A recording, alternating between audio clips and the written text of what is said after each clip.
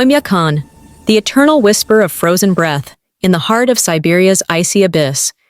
Deep in the remote highlands of the Sakha Republic, Yakutia, more than 900 kilometers east of the capital Yakutsk, Oymyakon appears as a tiny dot amid an endless sea of ice. This small village, home to roughly 500 to 600 resilient inhabitants, is scattered among low wooden houses with steeply pitched roofs blanketed in perpetual white snow. It is recognized worldwide as the coldest permanently inhabited settlement on the planet. Not the temporary research stations of Antarctica or the Arctic, but a real community where people are born, raise children, go to school, work, and eventually pass away in this terrifying cold. The official record low temperature, measured at a nearby meteorological station, was minus 67.7 degrees Celsius on February 6, 1933. However, the locals, who have endured dozens of brutal winters, often recount days when thermometers shattered, mercury froze solid, and they estimate the true temperature reached minus 71.2 degrees Celsius or even lower during moonless nights in 1924. At such extremes, the air is no longer invisible. It becomes a living entity, a silent enemy, slow but merciless. The air is so dry that humidity frequently drops below 10%, causing skin to crack and lips to split open after just one night of sleep. Strong winds are rare, but when they do blow, they feel like thousands of ice needles piercing through even the thickest fur coats.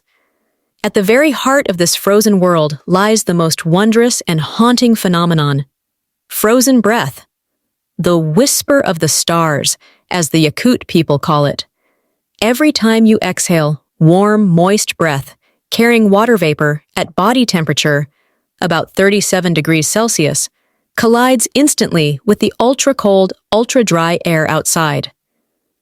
The moisture does not have time to condense into fog as it would in temperate regions. It undergoes direct deposition, from gas straight to solid without passing through the theine liquid phase. Millions of tiny hexagonal ice crystals form in an instant, colliding and shattering in the still air, producing a soft, persistent crackling or rustling sound, like fine sand pouring slowly or distant static electricity in the profound silence. The sound is not loud, perhaps only a whisper, but in the absolute stillness of a Siberian winter, it echoes like a private symphony. On clear, star-filled nights, when the sky is a vast black velvet dome, studded with millions of glittering stars, this whisper seems to emanate from the cosmos itself. The local people believe it is the voice of ancestral spirits, of the northern deities, or simply a reminder that humans are mere specks of dust in the face of nature's grand and merciless power.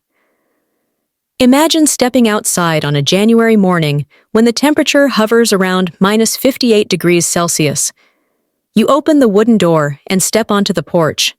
The air attacks immediately, a cold so intense it feels like an invisible hand squeezing your chest. You take a deep breath, and it feels as though hundreds of needles are stabbing your nose and throat. The mucous membranes freeze instantly, creating a strange burning sensation, as if you were inhaling cold fire. Then you exhale. A white cloud bursts from your mouth, but it does not dissipate. It solidifies mid-air, turning into a shimmering cloud of ice dust that hangs suspended for a few seconds before drifting down like diamond snow. And the sound begins. Crackle, crackle, soft yet continuous, like an unending soundtrack to life here.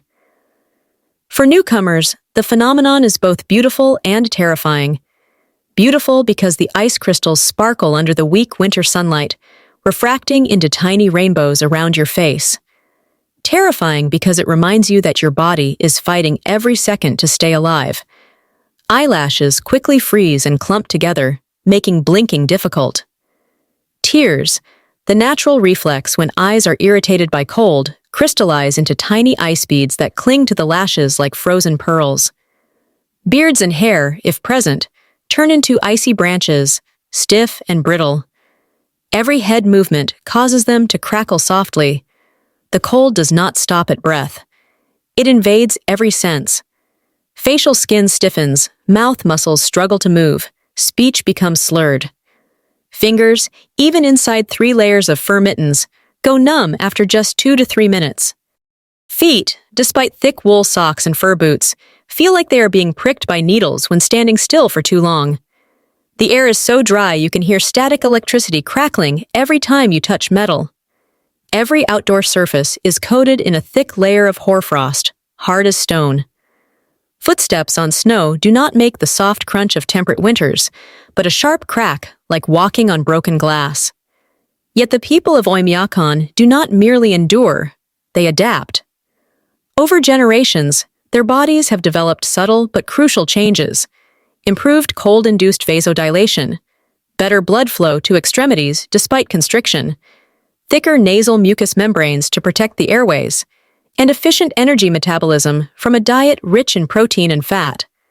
They eat raw frozen horse meat and thinly sliced frozen fish liver to preserve essential vitamins, since nothing grows on the permafrost-covered soil.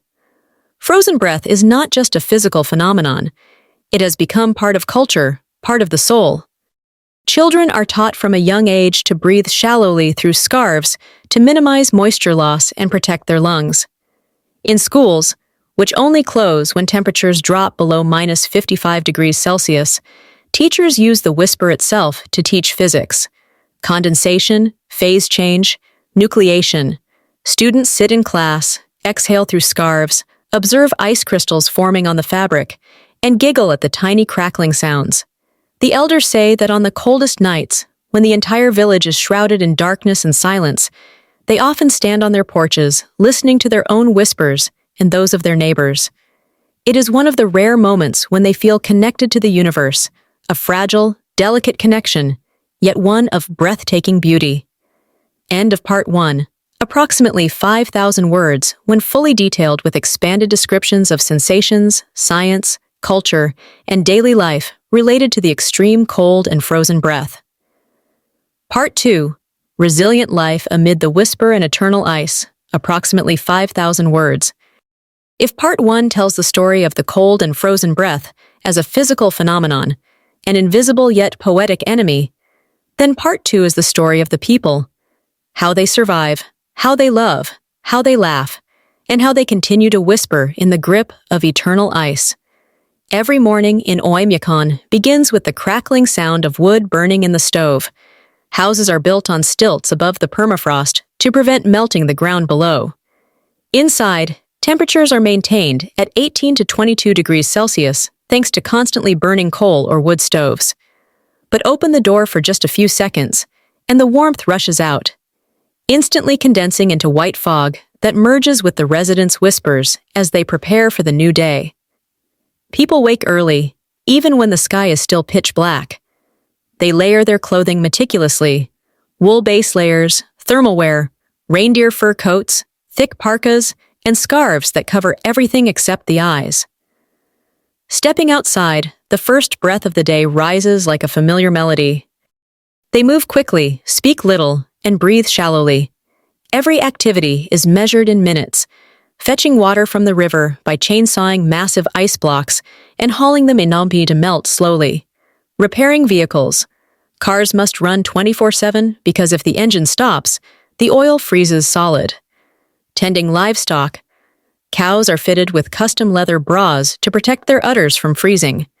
Frozen breath accompanies them in every task. When a man uses a chainsaw to cut ice blocks on the river, each exhale forms a sparkling cloud of ice under the headlight's beam. When a mother walks her child to school, their two breaths merge into a small duet of whispers. Even in moments of sorrow, like funerals, the breath persists. Families must keep large fires burning for days to thaw the frozen ground enough to dig graves, and amid the smoke and flames, the mourners' breaths form white clouds encircling the coffin. The children of Oymyakon are the living proof of extraordinary resilience.